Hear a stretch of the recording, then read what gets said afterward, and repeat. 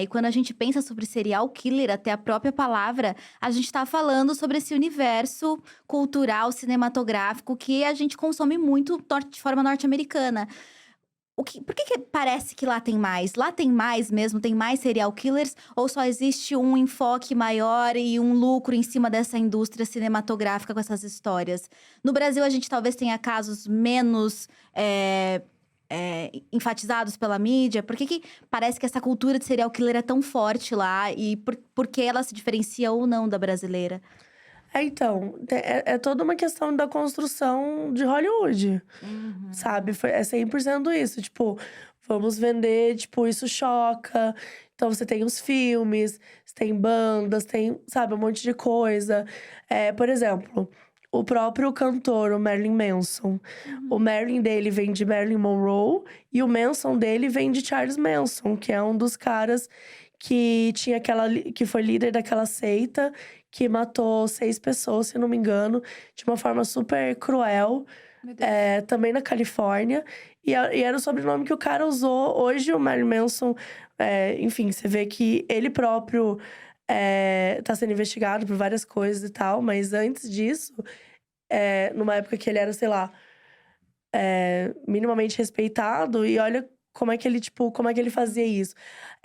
A Katy Perry tem uma música que ela fala sobre comer o coração de alguém, como o Jeffrey Dahmer, que é um serial killer Caraca. canibal. E é a Katy Perry. Então, assim, isso faz parte da cultura americana. Eles trouxeram de um jeito que é entretenimento, né. Uhum. Então, ele transformou num outro negócio. Não significa que não tenha serial killer em outros lugares, mas assim, no fundo, serial killer nem é a coisa que mais acontece, sabe. A gente tem muitos outros crimes. Hoje em dia também não é mais uma coisa que rola muito, por conta do mundo que a gente vive hoje. Hoje o mundo é muito mais conectado, tem muito mais câmeras, é muito mais difícil você conseguir matar uma quantidade de pessoas e passar completamente despercebido, né. Uhum. É um crime que muitas vezes aconteceu, na época que aconteceu, eh, Tinha um porque espaço propício. era muito propício, né. Então assim, você matava mulheres pobres, tá, ninguém se importa, são mulheres pobres. Uhum. Você vai lá e matava homens negros, você vai lá e matava, hispânicos. Então assim, muitos desses crimes, eles fazem justamente com a população que faz parte de grupos vulneráveis. E como, são conhecidos por, terem uma visão muito, como é que se diz? Eles são muito menos olhados pelo Estado, Uhum. sabe, muito menos acolhidos. Já existe um pré-julgamento de como eles são. Então, se uma mulher aparecesse morta em tal horário: mas por que Pois que ela é. estava, né, por que que ela estava Uhum. lá também, né. As 500.000 Então, justificativas, as né. 500.000 justificativas que faz: mas por que que a pessoa se sujeitou a isso?". Então acho que, o serial killer existiu principalmente nos Estados Unidos, em épocas que, assim, era muito comum você entrar na casa das pessoas que a casa estava aberta. Uhum. Hoje é mais raro você ter isso. Você tem um lugar que as casas estão todas abertas e ninguém tem nenhum sistema de vigilância. Uhum. Então acho que tudo isso impacta, Contribui. assim. E então, eu estava pensando que a gente tá falando muito sobre esse lugar de humanização e tudo mais. Será que é proposital que a gente humanize esses assassinos também? Porque a gente tem uma relação de distância, né? Como se fosse o monstro. Nossa, a pessoa que fez isso é um monstro. Mas não, Uhum. essas pessoas, elas estão morando do nosso lado, elas estão na nossa Sim. família, elas fazem parte do nosso convívio. Será que tem esse afastamento proposital pra gente não surtar também? Então a gente vê essas histórias como entretenimento, pra gente não se sentir parte delas de alguma maneira? Eu acho só que é importante justamente, a gente acabei falando sobre humanização, mas talvez a palavra não seja humanização. Porque realmente, se você não humanizar, você só assassina todo Sim. mundo, mete cadeira elétrica em Aham. todo mundo, ninguém mais Uhum. comete crime e morte, né. E aí a gente Uhum. justifica bandido bom é bandido morto pra sempre É. e acabou a vida. Sim. Mas talvez a gente esteja enfatizando romantização, né, Sim. É.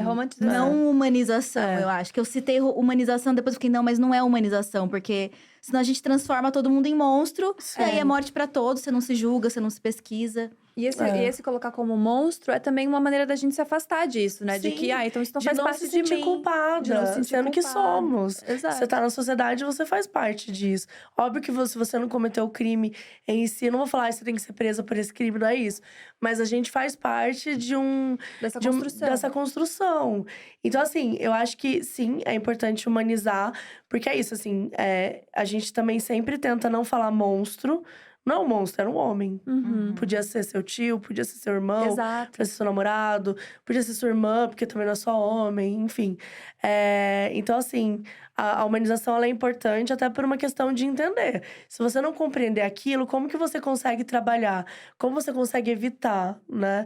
Porque eu acho que mais importante do que lidar com isso é tentar… Como que a gente tem uma sociedade menos doente, né? Uhum. Acho que pra mim, essa é a parte mais É a pergunta. importante. Quando a gente pensa muito sobre… Você falou sobre essa super indústria que lucra muito com serial killers, né? Porque no fim, Estados Unidos é muito essa vibe. A gente vive com essas violências aqui, mas talvez a gente nem chame de serial killer. Quando a gente pensa sobre o formato e porque isso começou a desenvolver, tipo, narrativas e enredos cinematográficos, o serial killer, ele tem alguma especificidade? Tipo, ele é diferente de um assassino em massa? Ele é diferente de alguém que comete feminicídio? Porque é isso. Feminicídio é comum e matar mulheres é comum, mas a gente não chama isso de serial killer no geral, porque, sei lá, talvez seja só um cara que odeia mulheres e mata mulheres, e a gente entende que isso é muito comum. Existe no serial killer alguma exceção? Porque a gente pensa, são pessoas, sei lá, em filmes, são pessoas que vão deixar uma rosa, são O que pessoas… justifica a nomenclatura, né? Isso, é uma categoria de crime específica ou depende de quem olha? O FBI que classificou que seriam pessoas que matam 2 ou mais pessoas. E eles têm, geralmente, o que eles chamam de modus operandi. E o que é o modus operandi? É a forma como eles lidam com aquilo. Então, por exemplo, o meu modus operandi é entrar numa casa e matar alguém lá, né? E aí, eu tô lá. Só que assim, aí eu vou pra uma casa, beleza. Aí a segunda casa, a porta tá fechada. Aí a terceira casa, eu não tô… Eu, tipo, sei lá, a única coisa que tá aberta é a janela. Eu vou precisar de uma escada. Então começa a ficar mais difícil. Então, ao invés de entrar numa casa aberta, eu vou, sei lá, arrombar. Eu vou, tipo, vou aprender como… Então, assim, o modus operandi é a forma como ele vai fazer aquilo para poder cometer o crime. E isso, dos estudos que veio muito por conta do FBI, é que eles vão aprimorando. Porque como eles não vão sendo pegos, eles vão aprimorando. Uhum. Mas acho que todas essas nomenclaturas, elas são importantes para compreender.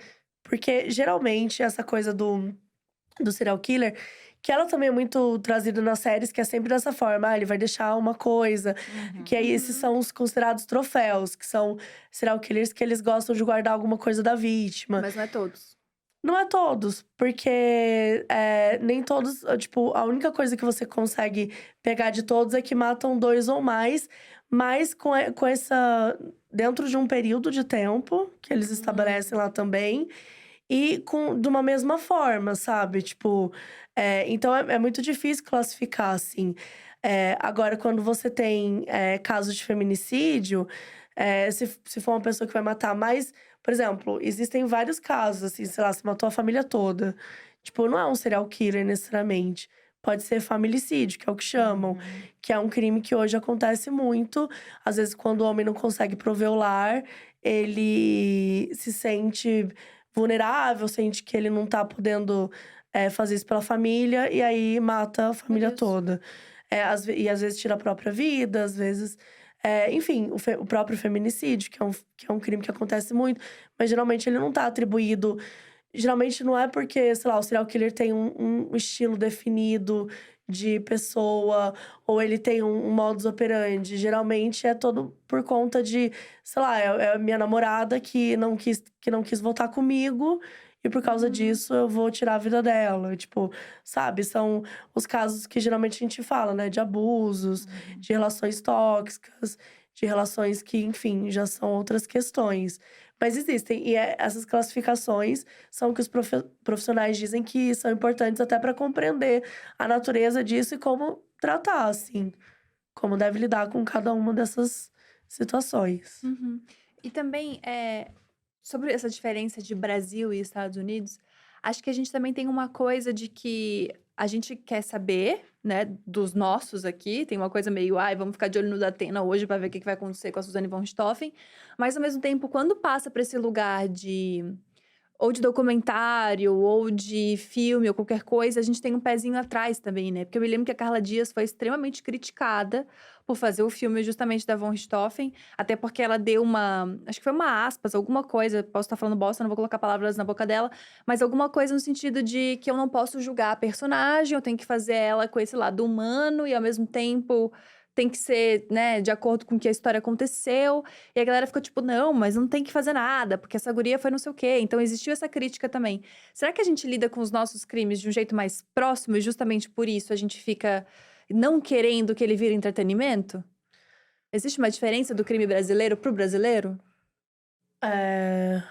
Eu não sei se eu entendi muito bem, mas acho que críticas sempre vão acontecer, assim, as séries, os filmes que saem lá fora também recebem críticas. Eu acho que é um assunto polêmico, né? Então, assim, as pessoas têm as opiniões dela. Tem gente que acha que não tem que falar sobre isso de forma alguma, né? Que não tem que tratar esse assunto. A gente fala muito que é infotenimento, assim, né? Da forma que a gente enxerga. Então, assim, como eu vou dizer? Tipo, pra mim, eu julgo o que eu faço, entendeu? O que Uhum. outras pessoas fazem, eu posso falar, tipo, ah, não gostei disso, ou não gostei daquilo, mas assim, não sei se eu, né? sabe, se faz muito sentido. Porque é o que a pessoa, né, quis fazer ali naquele momento. E sei lá, como eu não participei daquilo, pra mim não. Sabe, eu prefiro não falar. Você eu acha. Ai, desculpa. Não, que eu fiquei pensando que, justamente nesse caso, porque rolou o filme e tudo mais, depois começaram a surgir. A grande crítica era: vocês estão dando espaço pra uma pessoa que cometeu um crime e tal, e a gente tá, tipo, consumindo essa história como se fosse um filme mesmo, como se fosse um entretenimento. E depois começaram a surgir, tipo, notícias sobre isso, de que a Suzane von Richthofen mesmo tem fã-clube, tipo, virou como se fosse uma estrela. Ela sempre foi. Ela sempre teve fã-clube, não foi o filme Ela sempre que teve fez isso. Sim, fã-clube. é loira, é considerada bonita pela sociedade e tinha 17 anos quando cometeu o O crime. que Então, justifica a pessoa ter um fã-clube? exato. Assim, pra mim não justifica. Eu acho doentio.